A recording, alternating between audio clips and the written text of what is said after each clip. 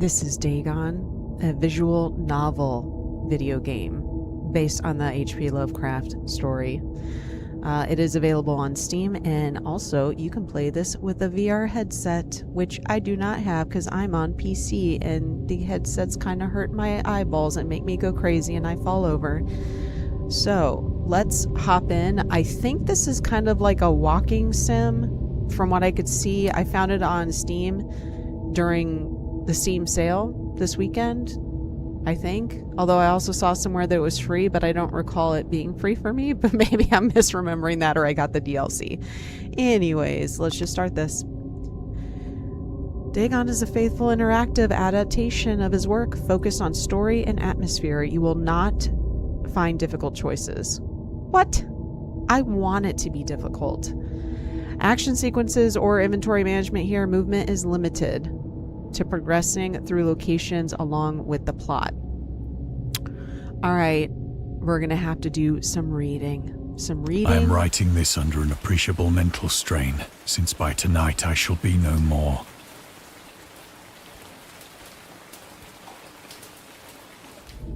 Oh, during the game, you'll encounter interactive elements, will allow you to continue your journey. Others reveal interesting facts. Historical background, the author. Okay, so circle. Circle beats square. Stick. Stick is for beating. Question mark. I wonder what I'm doing.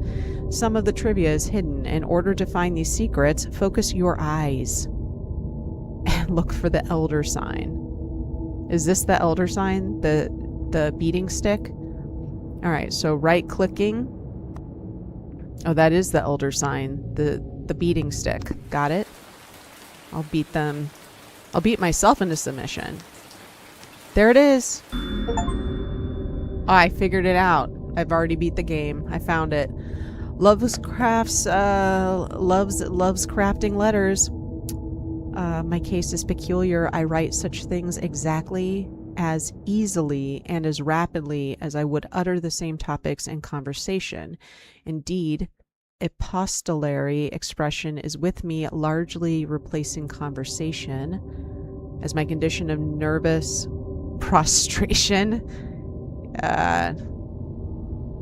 becomes more and more acute. You got to get your prostate checked. Got it. I cannot bear to talk much now, and I'm becoming silent as the spectator himself.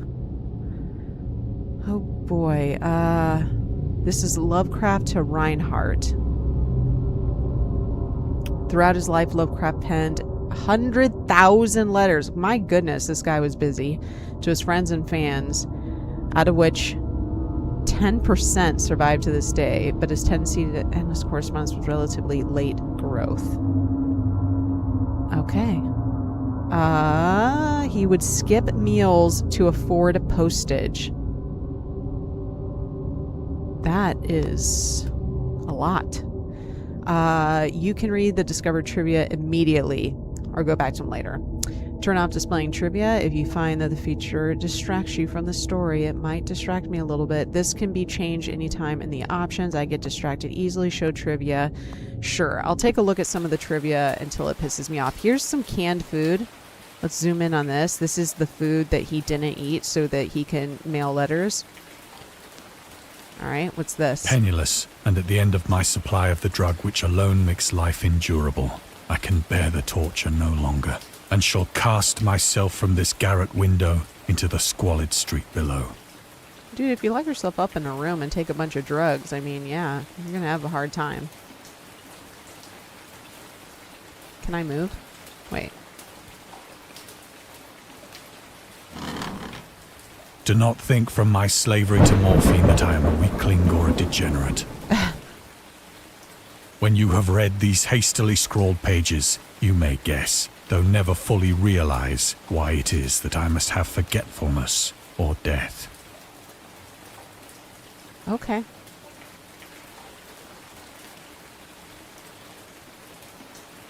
Lots of drugs and alcohol everywhere. Let's look at this. What's that?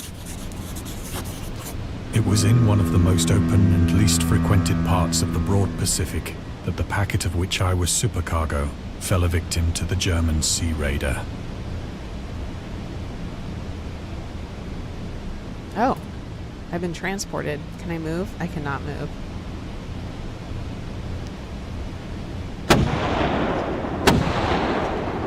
Supercargo. The Great War was then at its very beginning, and the ocean forces of the Hun had not completely sunk to their later degradation. So that our vessel was made a legitimate prize, whilst we of her crew were treated with all the fairness and consideration due us as naval prisoners. I found the beating stick. The Huns. The Huns were Central Asian nomads who established a dominion in Europe and invaded the Roman Empire in the 5th century AD. They were known as brutal, deadly warriors and masters of quick raids who also developed powerful composite bows, lassos, and early siege weapons. Fun. British used the word Hun as a synonym for Germans in order to emphasize their brutality. Okay. However, the term originated when German Emperor Wilhelm gave a speech to his troops in 1900 before they embarked to China. This is intense. Should you encounter the enemy, he will be defeated. No quarter shall be given. Prisoners will not be taken. Whoever falls into your hands is forfeited. Just as 1,000 years ago, the Huns under their king Attila made a name for themselves, one that even today makes them seem mighty in history and legend. May the name German be affirmed by you in such a way in China that no Chinese will ever again dare to look cross-eyed at a German. Wow. Refusal to take prisoners was a clear breach of the laws and customs of war adopted during the First Hague Convention of 1899. Well, they didn't care, I guess. All right. Let's zoom in on this.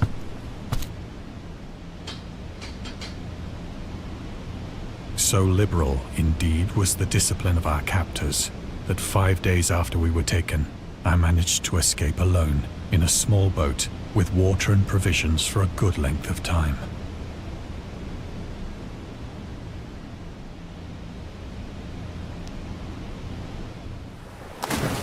Ooh. Am I When I overboard? finally found myself adrift and free, I had but little idea of my surroundings. Never a competent navigator, I could only guess vaguely by the sun and stars that I was somewhat south of the equator. Of the longitude, I knew nothing, and no island or coastline was in sight.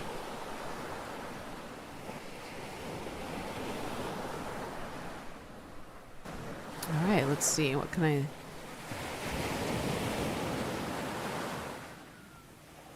Oh. The weather kept fair, and for uncounted days I drifted aimlessly beneath the scorching sun, waiting either for some passing ship or to be cast on the shores of some habitable land. Yeah, I'm thirsty. But neither ship nor land appeared, and I began to despair in my solitude upon the heaving vastness of unbroken blue. Unbroken blue. It sounds pretty. And deadly. The change happened whilst I slept. Its details I shall never know, for my slumber, though troubled and dream-infested. Ooh. Look at the tentacles. When at last I awoke, it was to discover myself half sucked into a slimy expanse of hellish black mire, which extended about me in monotonous undulations as far as I could see, and in which my boat lay grounded some distance away. Though one might well imagine that my first sensation would be of wonder at so prodigious and unexpected a transformation of scenery, I was in reality more horrified than astonished. For there was in the air, and in the rotting soil, a sinister quality which chilled me to the very core. The region was putrid with the carcasses of decaying fish, and of other, less describable things which I saw protruding from the nasty mud of the unending plain. Perhaps I should not hope to convey in mere words the unutterable hideousness that can dwell in absolute silence and barren There was nothing within hearing, and nothing in sight, save a vast reach of black slime. Yet the very completeness of the stillness and the homogeneity of the landscape oppressed me with a nauseating fear. The sun was blazing down from a sky which seemed to me almost black in its cloudless cruelty, as though reflecting the inky marsh beneath my feet.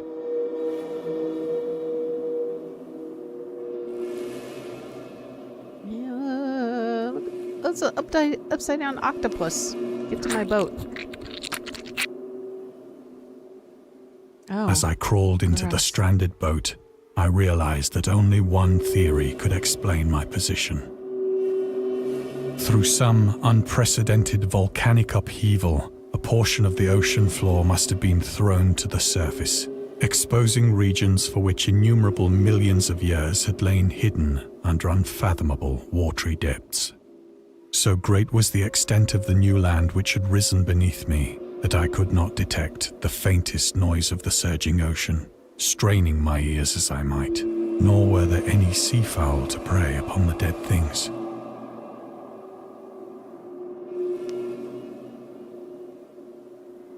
For several hours I sat thinking or brooding in the boat, which lay upon its side and afforded a slight shade as the sun moved across the heavens. As the day progressed, the ground lost some of its stickiness and seemed likely to dry sufficiently for traveling purposes in a short time.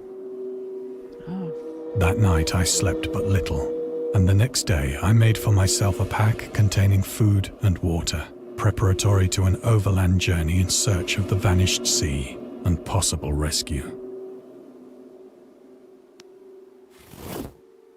On the third morning, I found the soil dry enough to walk upon with ease. The odor of the fish was maddening, but I was too much concerned with graver things to mind so slight an evil, and set out boldly for an unknown goal.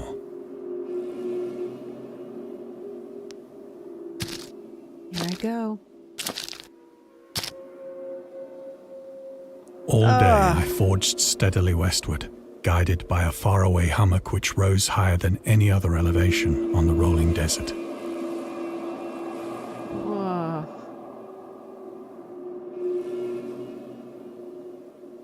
All right, let's head to the pyramids. Oh, what is this? Look at that. Like Starship Troopers. That night, I encamped, and on the following day still travelled toward the hummock, though that object seemed scarcely nearer than when I had first espied it. Yeah, camp in the middle of the tentacles.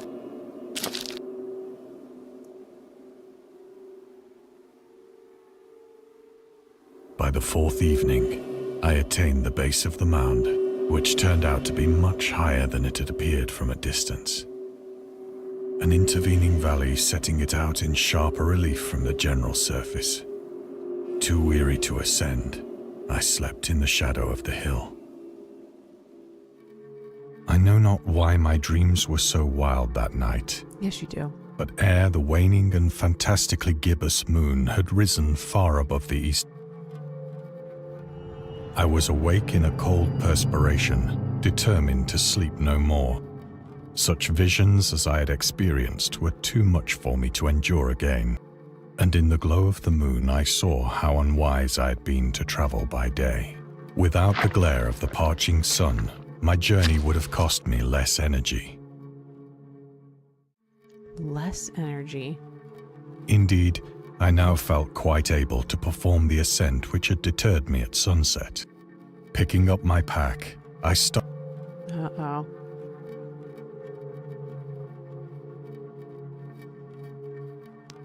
All right. I have said that the unbroken monotony of the rolling plain was a source of vague horror to me. But I think my horror was greater when I gained the summit of the mound and looked down the other side into an immeasurable pit or canyon, whose black recesses the moon had not yet soared high enough to illumine. I felt myself on the edge of the world, peering over the rim into a fathomless chaos of eternal night. Through my terror ran curious reminiscences of Paradise Lost, And Paradise Regained? and of Satan's hideous climb through the unfashioned realms of darkness.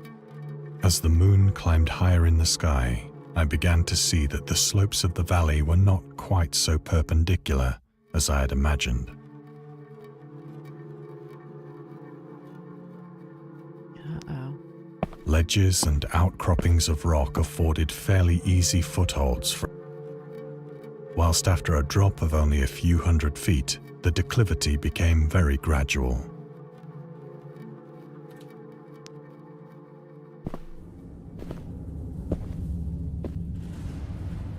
Urged on by an impulse which I cannot definitely analyze, I scrambled with difficulty down the rocks and stood on the gentler slope beneath, gazing into the Stygian deeps, where no light had yet penetrated. All at once, my attention was captured by a vast and singular object on the opposite slope, which rose steeply about 100 yards ahead of me, an object that gleamed whitely in the newly bestowed rays of the ascending moon.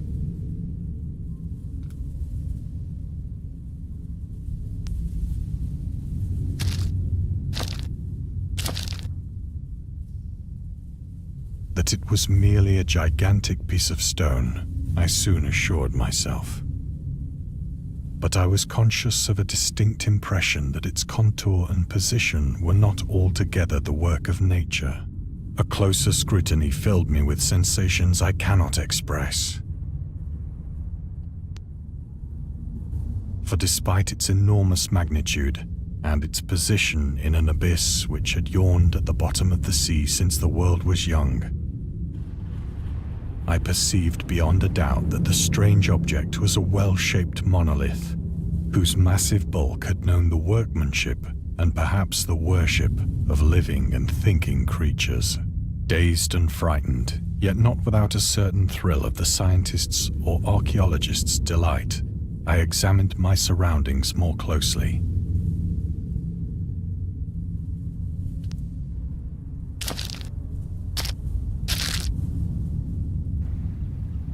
The moon, now near the zenith, shone weirdly and vividly above the towering steeps that hemmed in the chasm,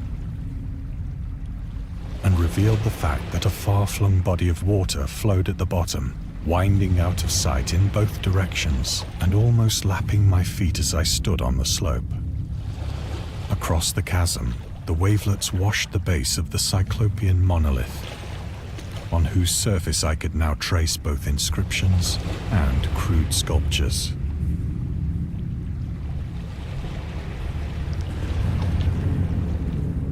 The writing was in a system of hieroglyphics unknown to me and unlike anything I'd ever seen in books, consisting for the most part of conventionalized aquatic symbols such as fishes, eels, octopi, crustaceans, mollusks, whales, and the like.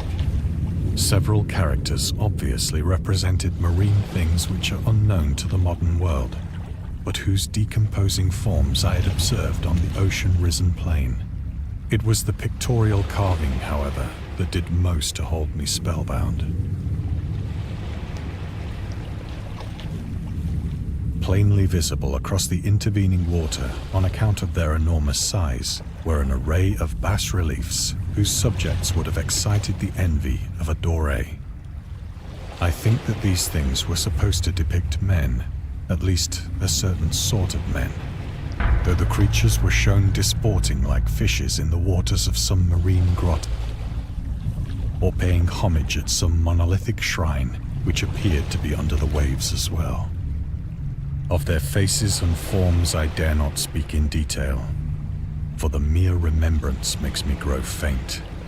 Grotesque beyond the imagination of a Poe or a Bulwer, they were damnably human in general outline, despite webbed hands and feet, shockingly wide and flabby lips, glassy, bulging eyes, and other features less pleasant to recall. Curiously enough, they seemed to have been chiseled badly out of proportion with their scenic background, for one of the creatures was shown in the act of killing a whale, represented as but little larger than himself. I remarked, as I say, their grotesqueness and strange size, but in a moment decided that they were merely the imaginary gods of some primitive fishing or seafaring tribe. Some tribe whose last descendant had perished eras before the first ancestor of the Piltdown or Neanderthal man was born.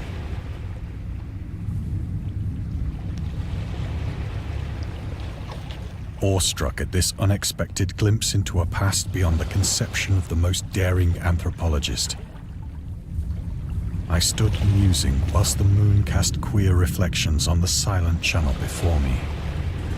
Then, suddenly, I saw it. With only a slight churning to mark its rise to the surface, the thing slid into view above the dark waters. Vast, Polyphemus-like and loathsome, it darted like a stupendous monster of nightmares to the monolith, about which it flung its gigantic scaly arms, the while it bowed its hideous head and gave vent to certain measured sounds.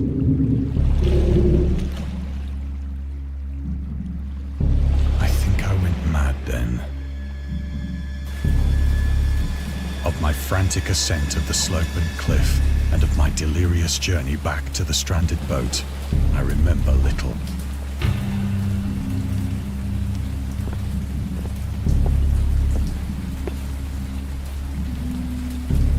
I believe I sang a great deal and laughed oddly when I was unable to sing.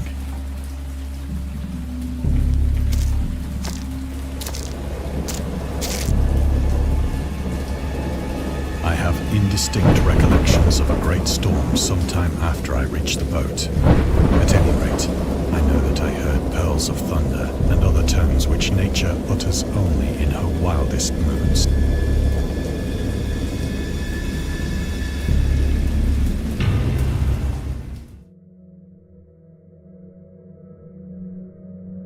When I came out of the shadows, I was in a San Francisco hospital. Brought thither by the captain of the American ship which had picked up my boat in mid-ocean. In my delirium, I had said much, but found that my words had been given scant attention. Of any land upheaval in the Pacific, my rescuers knew nothing, nor did I deem it necessary to insist upon a thing which I knew they could not believe.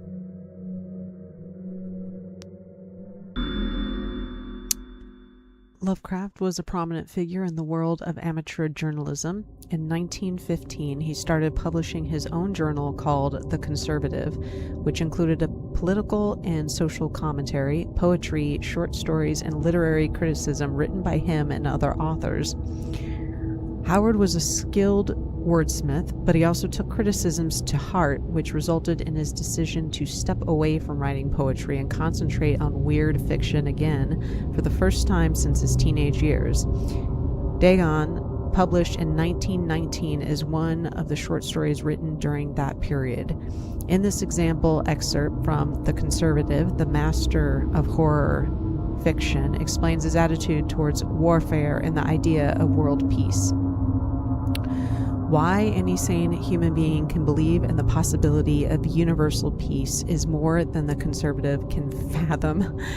Should the entire civilized world agree simultaneously to disarm, one or more nations would undoubtedly retain secret armaments and at the proper time take advantage of their more altruistic and less astute contemporaries in a wild career of conquest against unarmed victims. No country is or ever can be above warfare until the basic impulses of the human animal shall have miraculously changed. Oh. The atheist. Lovecraft considered himself an atheist and absolute materialist, which he attributed partly to his early childhood interest in astronomy and science in general. In his own words, "I am indeed an absolute materialist so far as actual belief goes, with not a shred of credence in any form of supernaturalism, religion, spiritualism, transcendentalism, metempsychosis, or immortality. All I can say is I think it is damned unlikely that anything like a central cosmic will, spirit world, or eternal survival of personality exists.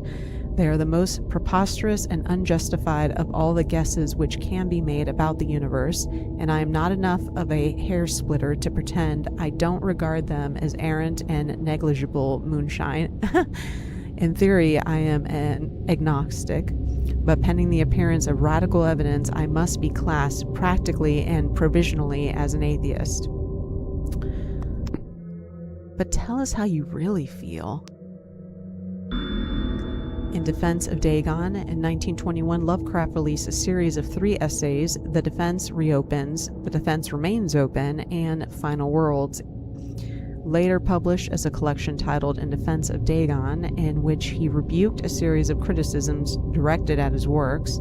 Some notable quotes: "I paint what I dream and will let the public settle the rest amongst themselves." Mr. Munday asked the raison d'etre of Dagon, "I will give it, purely and simply to reproduce a mood." Lovecraft is definitely a mood. The physical horrors of war, no matter how extreme and unprecedented, hardly have a bearing on the entirely different realm of supernatural terror. Ghosts are still ghosts. The mind can get more thrills from unrealities than from realities.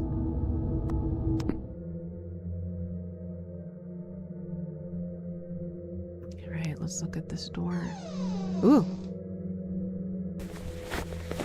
And I just walk out. Once I sought out a celebrated ethnologist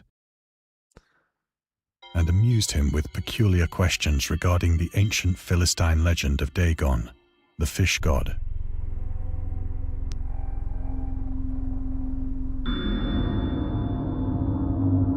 Dagon was the main deity of the Philistines, worshipped throughout the Middle East as the ancient god of fertility and crops. In Hebrew, the word Dagon was a common noun for grain. That's interesting. I did not know that. The rulers of Akkad, Mesopotamia, chose him as the patron saint of their war conquests.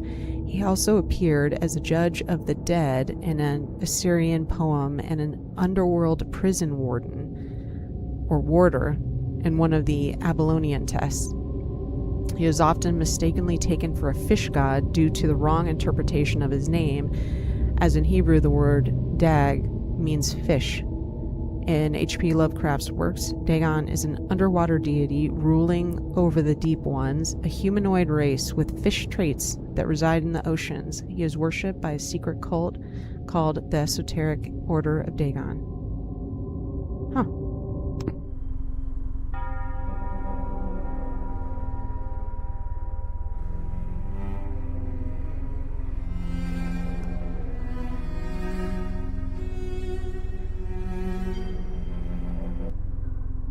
Is someone gonna come in here?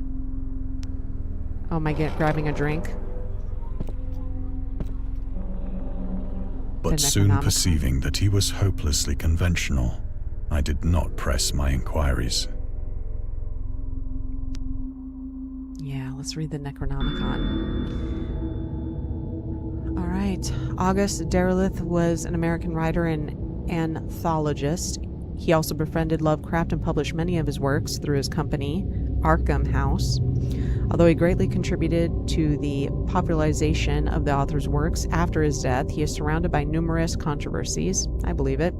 One of his most questionable decisions involving introducing the good versus evil doctrine. Derleth was a devout Catholic.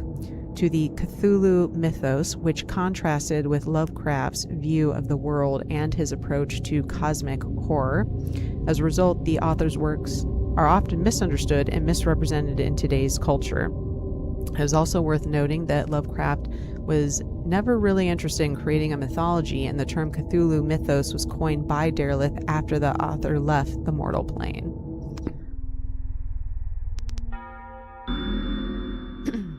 Lovecraft's attempts to find a job in 1925 were influenced by advice he received from friends. He's probably drunken on drugs, and his friends are like, dude, get it together, get a job. Among others, he started freelancing for a marketing magazine, interesting, where he would write announcements and commercials. Feel free to judge his copywriting skills for yourself. This is from an ad for Curtis Wordwork. Curtis Wordwork embraces both the unusual structural units and the cleverest contrivances of a built-in or permanent furniture, such as bookcases, dressers, buffets, a buffet, and cupboards. Every model is conceived and created with the purest art, ripest scholarship, and mellowest craftsmanship which energetic enterprise can command, and made to conform rigidly to the architecture of each particular type of home. The cost, considering the quality, is amazingly low, and a trademark on the individual pieces prevents any substitution by careless contractors. That's an intense advertisement. I like it. I dig it. H.P. Lovecraft just should have gone into advertising.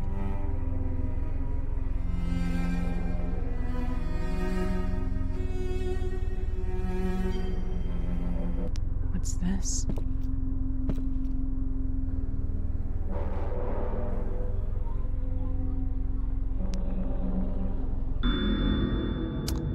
These days, the word scientist is a widely accepted term, but at the time Dagon was published, it was subject to a wide debate. After the author used it in the story, critics point out that man of science was a more appropriate term to employ. He admitted in defense of Dagon that if Dagon were to be reprinted, he would indeed use the phrase they suggested. Scientist was coined as an analog to artist to be used when referring to those studying different branches of science. That is true. Yet in the 19th and early 20th century, scientific researchers in Great Britain and the United States were of the opinion that man of science, resembling the term man of letters, was the only proper choice. Among other things, it was gender specific. This is also true, indicating that science was an endeavor to be pursued by only one sex. The term scientist became more accepted only after World War II, and man of science started fading into obscurity as an old-fashioned synonym. I find it odd that they didn't give the detail that scientist was actually originally coined for Mary Somerville. It was actually gendered and it was assigned to women. All right.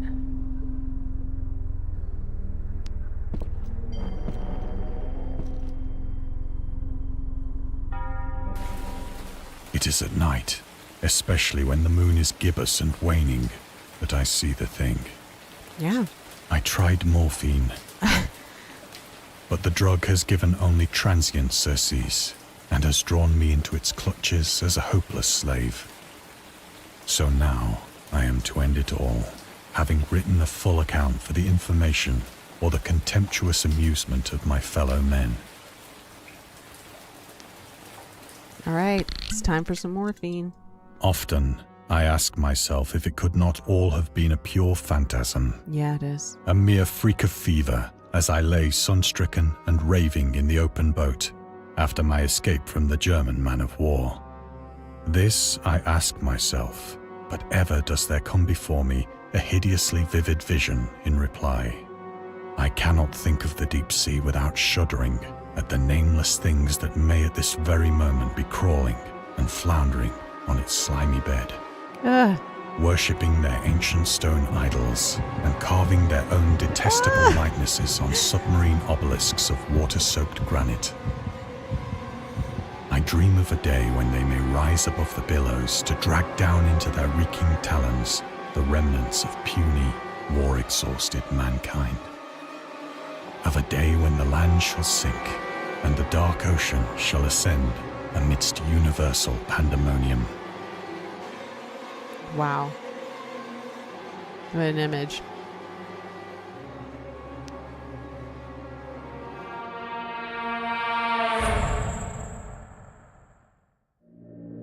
The end is near.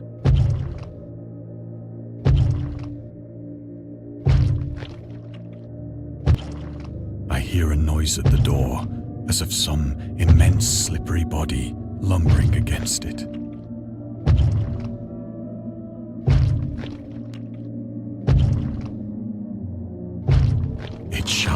find me.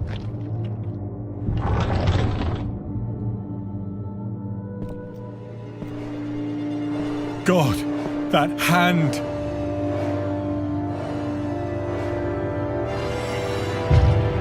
The window!